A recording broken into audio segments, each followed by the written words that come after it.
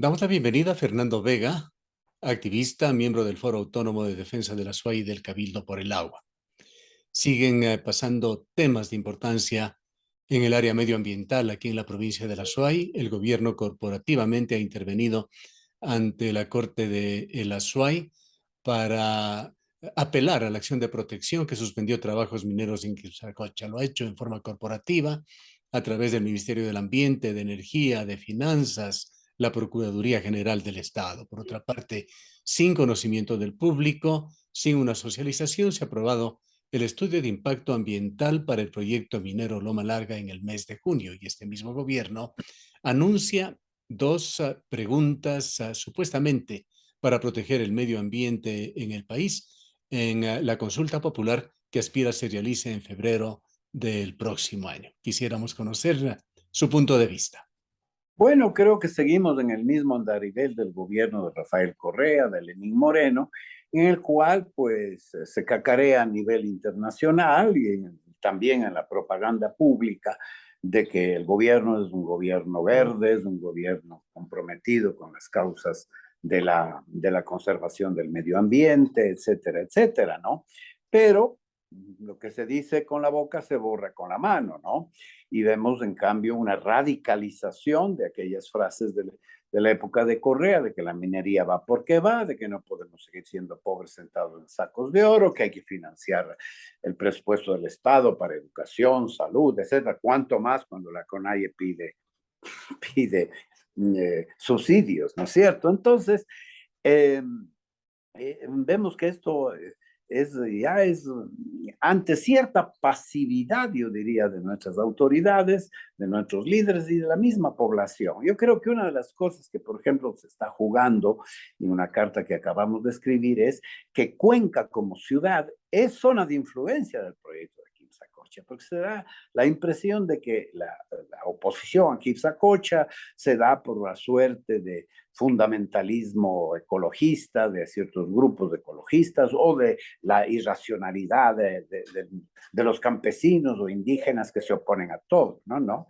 Yo creo que el proyecto de Loma Larga y cualquier otro proyecto que se haga en la zona del macizo del Cajas atenta gravísimamente contra la sustentabilidad ecológica y humana de la ciudad de Cuenca, una ciudad que camina en poco tiempo a tener cerca del 1 millón de habitantes, ¿no? Donde precisamente a partir del discurso que el señor Lazo da para plantear las preguntas, se dice precisamente que el estrés hídrico es uno de los fenómenos graves del cambio climático y al que hay que responder de manera racional, inteligente y sustentable. Pues bien, lo que hace el gobierno no se compadece con lo que declara, ¿verdad?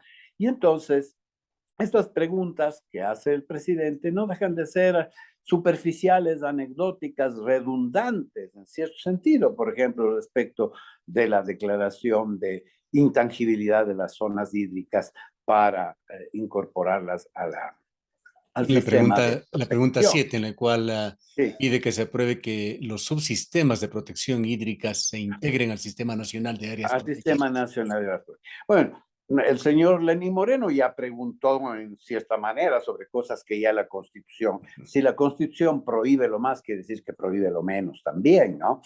Creo que sería un paso adelante, pero si ese paso adelante de realmente declarar las zonas de recarga hídrica intocables, no puede ser, bueno, van a ser intocables de aquí adelante. Y los proyectos que ya han sido licenciados para este asunto, en contra de acciones, como tú has señalado, incluso jurídicas, en contra de esas políticas y de esos convenios y contratos y proyectos mineros, pues siguen adelante. Es decir, que se jodan, ¿no? Que se joroben, que aquí lo primero y principal es la seguridad jurídica de las empresas y no la seguridad jurídica de los derechos de la población y de los territorios, Y ¿no? en cuanto a la Entonces, pregunta 8, que habla de beneficios, compensaciones para personas, comunidades o nacionalidades que apoyen la generación de servicios ambientales.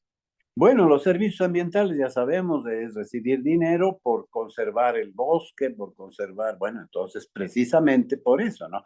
Pero si el mismo gobierno desestimula eso a través del discurso prominero, que genera la fiebre del oro, y es la causa de que también se haya generado esta terrible carrera de la minería ilegal y de la minería informal durante el gobierno de Lenín Moreno.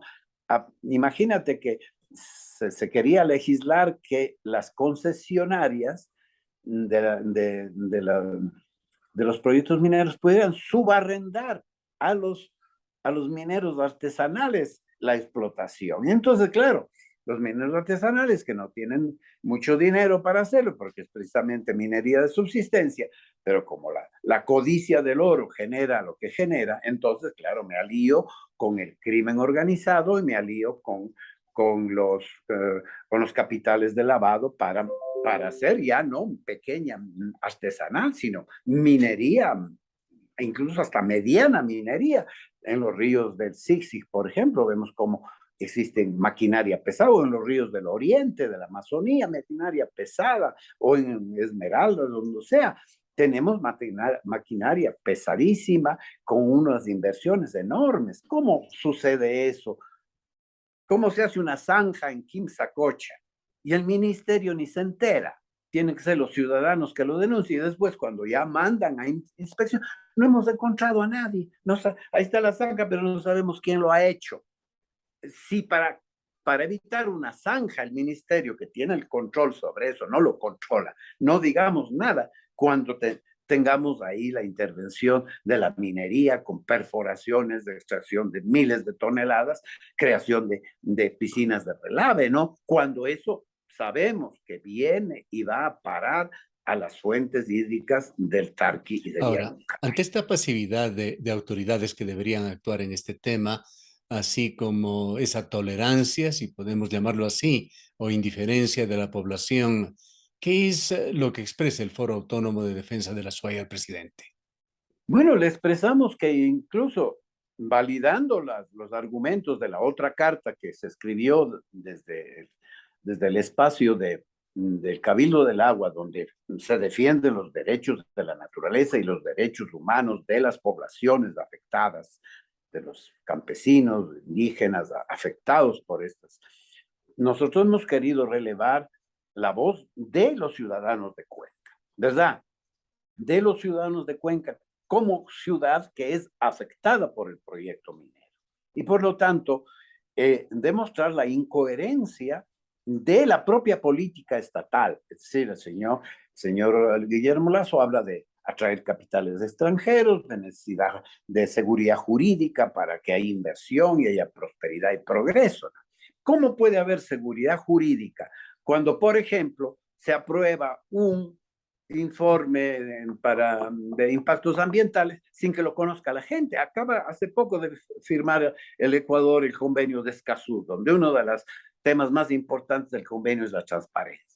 Si no hay conocimiento de la gente, ¿eso qué es? Corrupción, porque no es corrupción solamente llevarse el dinero del Estado, es corrupción no cumplir la Constitución por conchave, por contubernio con las empresas, ¿no es cierto? Eso es también corrupción. Entonces, ¿cómo es posible que, porque además todo esto va a seguir generando conflictos ambientales?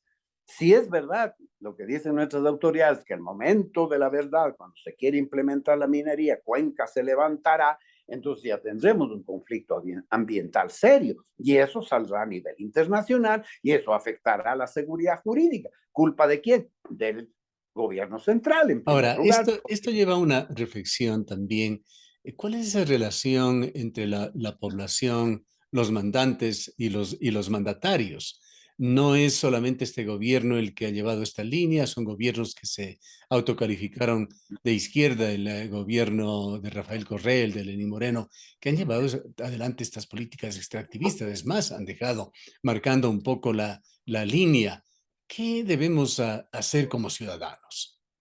Bueno, es que ahí está el tema también. Ahí los ciudadanos tenemos nuestra propia responsabilidad, porque hay que decir que no es solo el gobierno, si son los propios campesinos, los propios ciudadanos los que están destruyendo la naturaleza, ¿no es cierto? No son solo mucho antes de que la empresa minera llegue, ya la ciudadanía ha destruido la naturaleza. Por ejemplo, el tema de la zanja, que dicen que han hecho la zanja para que no pasen las vacas. Bueno, resulta que entonces hay un pastoreo incontrolado, ¿no es cierto? Hay una invasión de vacas de una zona donde debería estar prohibido y controlado el pastoreo de ganado suelto, ¿no es cierto? Entonces, empezamos por ahí, pues, o sea, ¿quién controla? La pregunta es esta aquí, para Cuenca y para... ¿Quién controla el Parque Nacional o el Parque Recreacional Quinzacocha? Nadie. ¿Quién ve la por? Nadie. Hay unos ciudadanos, en general es curioso, los dueños de haciendas han conservado mejor los bosques y las zonas que pueden cuidar desde sus propias escrituras. Pero lo que es tierra de nadie o lo que es tierras comunales están siendo depredadas por los propios campesinos. Y encima viene, entonces, como no tenemos soberanía para controlar el territorio al interior, primera pregunta de la consulta, como no tenemos soberanía dentro del país, tenemos que pedir a las Fuerzas Armadas que entren a crear soberanía dentro del país, ¿no es cierto?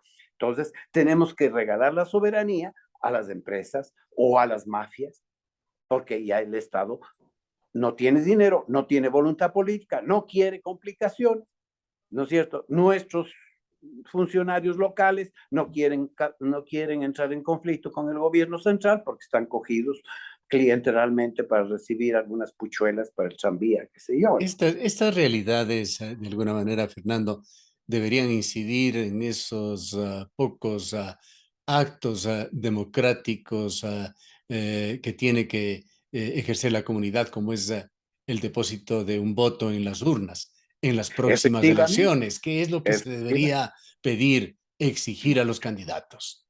Es decir, yo creo que los candidatos tendrían que decirnos cómo ven el futuro de Cuenca y de la SUAY en torno, por ejemplo, hablando de este tema, ¿van a controlar o no van a controlar los páramos de Cuenca? O van a decir, como sigue diciendo ahora Etapa, nosotros nos hacemos cargo del Parque Nacional del Cajas y del resto. El resto es un buen 70% de la zona nuclear del macizo del Cajas que debe ser protegida. Le dejamos en manos de Quito, ¿no es cierto? Ojos que no ven, ojos, corazón que no siente, ¿no? Entonces, son temas prácticos de política de corto, mediano y largo plazo sobre los ejes fundamentales estratégicos de la sustentabilidad de la ciudad de Cuenca. Me parece que eso debemos preguntar a los candidatos. ¿Qué van a hacer? ¿Cómo lo van a hacer? Porque la cuestión es cómo lo van a hacer. ¿Hay alguna propuesta para manejar, por ejemplo, el macizo del Cajas? En la declaratoria del macizo del Cajas, ¿hay alguna propuesta para manejar eso? ¿No? Entonces, si va a quedar todo a la deriva, centrados en los problemas, claro está, de la urbe central, que son tantos también, de la movilidad, etcétera, etcétera, pero parecería que el territorio de influencia de Cuenca, no es que Chaucha en manos de quién está. Está en manos del alcalde de la Ponce Enríquez y de sus secuaces. Ese Chaucha ya es un territorio de minería de hecho y de minería artesanal y de minería informal y de minería. Y encima vendrá ahí el proyecto del cobre y entonces ya pues Chaucha está condenada. Entonces, ¿qué Culminemos, hace? culminemos, Fernando, con una reflexión también sobre lo que el gobierno deuda en otros órdenes. Todo está interrelacionado con materia económica, materia de atención a la ciudadanía, que son obligaciones del gobierno, vialidad, movilidad con las ofertas que no se cumplen con respecto al tranvía, el tema de seguridad que se ha vuelto tan acuciante en la ciudad de Cuenca. Efectivamente, es decir, todo está conectado con todo en el mundo global. La inseguridad de Cuenca proviene de las viejas inseguridades de Cuenca. Yo me acuerdo, años anteriores a esto, en Cuenca tú dejabas un carro en la calle Borrero y te abrían el carro. En el 2010, me parece, me asaltaron la casa. Entraron y revolvieron todo, ¿no? El tema, esa bolsa de delincuencia que había en esta comunidad entre Tarqui y el Valle, ¿cómo se llama? De Morochoquigua. Es decir, ha habido una tolerancia de la convivencia de la delincuencia con la policía, siempre. La policía ha sido, mientras han negociado siempre, y ahora el tema es que durante el correísmo, el gobierno central, el ejecutivo, negoció con la violencia organizada del narcotráfico, y eso ahora estamos viviendo las consecuencias. Y claro, el paraíso de paz que decimos que pudo haber sido Cuenca, hoy día se ve que ya pues las redes, los activistas del crimen están ya mucho más presentes entre nosotros, ¿no? Y entonces, claro, y como no tenemos anticuerpos para esto, y tenemos una policía que no es eficiente, una fiscalía que no es eficiente, etcétera, etcétera, entonces la impunidad queda, se va extendiendo y se va extendiendo esta sensación de miedo, de inseguridad, etcétera, Ahora, que a su vez nos lleva a pedir que todo el mundo tenga pistolas para defenderse. ¿espera el Foro Autónomo de Defensa de la SUAY, espera el Cabildo por el Agua una respuesta a estas cartas? Pues lo que observamos en la cotidianidad es que ni siquiera las autoridades, representantes legítimos ciudadanos, responde el gobierno. Bueno, el hecho de que no respondan ni a nuestras autoridades, ni respondan a nadie, no quiere decir que no debamos dejar de decir las cosas. Porque si además nos resignamos a no decir las cosas, entonces ¿quién calla otorga? Pues no, por lo menos que conste en acta que hubo una voz y hubieron voces y hubieron gestiones y hubieron pronunciamientos para que en el momento, porque en algún momento puede darse el litigio jurídico. El litigio jurídico, hay razones suficientes para entablarle al Estado un litigio jurídico sobre el tema de las concesiones de agua y pelear el tema de la conquista del derecho, no, es decir, no de aquí para adelante, sino con carácter retroactivo. ¿Por qué? Porque los derechos humanos son retroactivos. No es que cuando se aprobó la abolición de la esclavitud, dije, no, de aquí para adelante ya no va a haber esclavos, pero los esclavos que ya son esclavos, pues adelante, ¿no? Bien, gracias a Fernando por habernos atendido. Han escuchado a Fernando Vega, miembro del Foro Autónomo de Defensa de la SUAY y del Cabildo por el Agua, entidades que han enviado sendas cartas abiertas al presidente de la República.